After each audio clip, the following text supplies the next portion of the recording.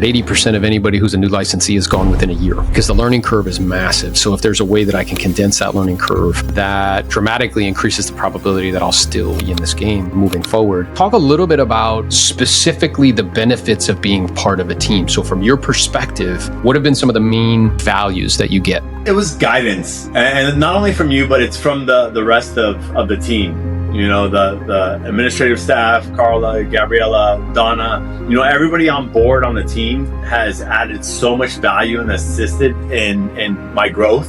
As a new agent, you can easily get lost in a lot of the behind the scene transaction material that's needed to be learned. You know, you have to be proficient in the prospecting, setting appointments, lead follow-up, and getting to closing. You have to be proficient in all that, but you also have to have knowledge of everything behind the scenes as far as the marketing goes, the paperwork that goes with transactions, you know, working the many computer programs that we have to have knowledge in. If you're on your own, you're trying to get a little bit of prospecting, figuring out how to do that. You're getting a little bit of kind of what's needed to list properties. You're kind of figuring out what paperwork's needed.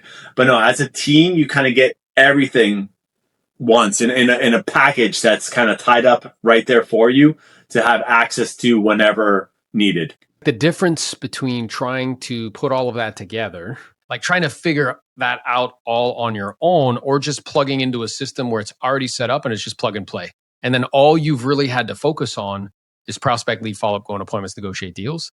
And because of that, you've been able to, you know, produce in a meaningful way. Talk a little bit about the ups and downs that are involved in that. Because I know we've had numerous conversations where it's like, top of the mountain, yeah, man, it's fantastic. And then Cole's like, I don't know, man, like what's going on here? This is ridiculous, right?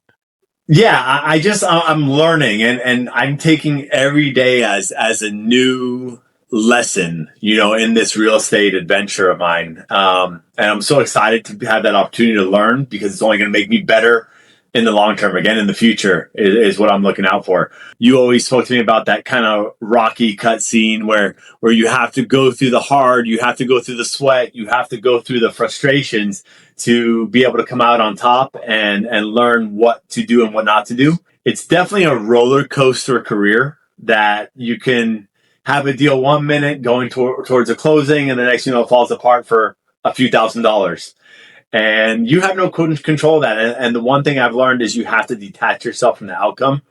And I've learned that from you because I could imagine that, you know, a lot of agents, you know, feel like everything's falling apart and they have no control. And ultimately, you know, you can control some things, but, you know, you can only keep it together as much as you can do. You can only do what's within your power as an agent. And that's where you have to become detached from it and know that you did the best you can. And as long as you're doing what you need to do and your pipeline is where it needs to be and you have other deals that you're working on, then there's going to be another day. You'll be okay. The marketplace that we came out of, which was like your first maybe like, I don't know, a couple months where everything was just white hot and flying off the shelf and whatever, multiple offers, and all you had to do was just get the listing paperwork signed. That's not a normal environment. And it's also not real estate like transactions, right? It's not sustainable. And once it shifted, you know, one of the conversations that we had is like, listen, brother, I know you want to be like really like top notch at this. And like asking yourself a question, like, how is this happening for me instead of to me? And what it's doing is it's creating an environment for you where you can actually get really good at this. Learn how to set appointments at a high level, learn how to pre-qualify at a super high level to weed out the people that are just, you know, kind of kicking tires, right? The people that are interested but not committed, right? The people that are not 8, 9s, and 10s. And then we have this other thing because we went through this where the inventory started to go up and I felt you kind of be like, oh man. I'm like, listen, brother, this is good. And you're like, how's this good? I don't understand. How's this good? It's like, well, the way this is good is there's a skill that's now coming to the surface that we need to work on. So then we hopped on a Zoom call like, hey, here's how you interpret data. Even today, you were like, yeah, I've got this appointment. And I was looking at the comps and I was going to say this. And I'm like, well, I'm going to say this. And you're like, oh, okay, right? So it's continuing to refine. And really this environment is one that's conducive for building skills and skills that are the foundation of a career, right? So if everything's flying off the shelf, there's no skills involved and people can confuse luck with the fact that they're good when in fact they're not. I think success is the culmination of everything that you learn put together, and so as I'm learning over time, it's that time spent on the bar and it's learning different skill sets in this real estate business as I go, which is super beneficial because I'm going to come across them again. It may not be tomorrow, but I guarantee you within the next month or so, I'm going to come across something that I just learned last month. So again, it's learning those skills, and ultimately by learning and taking it all in and putting it all together, that's where you build success. That's how you get to the top of that mountain.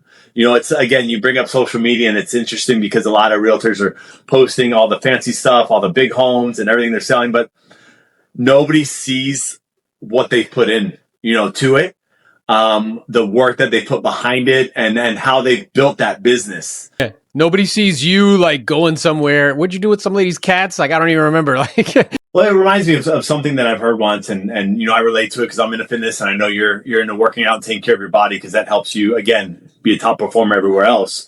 One aspect is how you do multiple things in your life. It's that when you go to the gym, you come home, you look in the mirror, nothing's going to change. You're going to look the same. You go to the gym the next day, you come home, you look in the mirror, nothing's going to change. I don't know when that point is going to be, but if you keep it consistent and you continue to work hard, then eventually you're going to come home, look in the mirror, and you're going to see something different. And you'll be impressed with it. And that's the same thing with real estate. I'm going to study, I'm going to work hard, I'm going to role play, I'm going to have conversations with you. The next day, I'm not going to be you, but if I keep it consistent and I do this on a daily basis, and I'm constantly reading and learning and having these conversations and taking in these podcasts and other conversations with other people, then eventually you're going to see that result and you're going to be happy with where you are.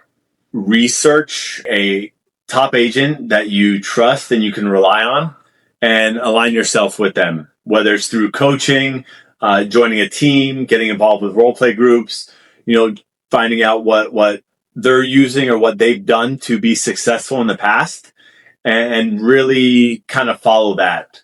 Number two would be read. Books have a ton of information in them.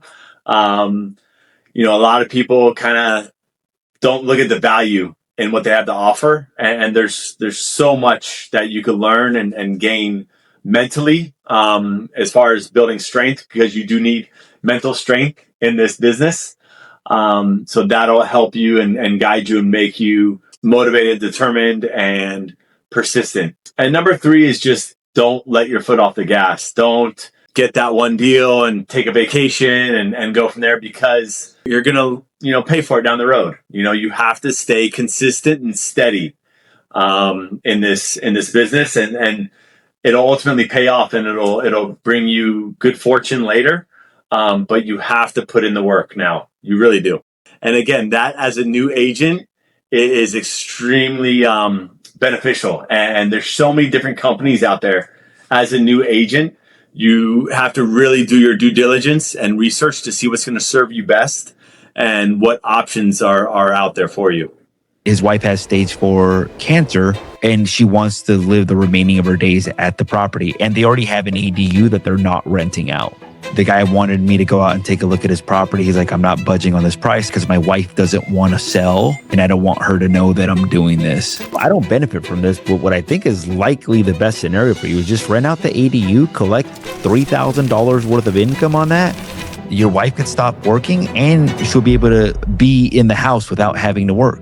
What did he say? He's like, I think that's what's most probable. And it's so funny. When I looked at it from a probability perspective, this is what's most likely to happen. They continue living where they're living. They rent out the ADU that they already have. And when wife's no longer here, he sells the property and moves wherever he wants to move.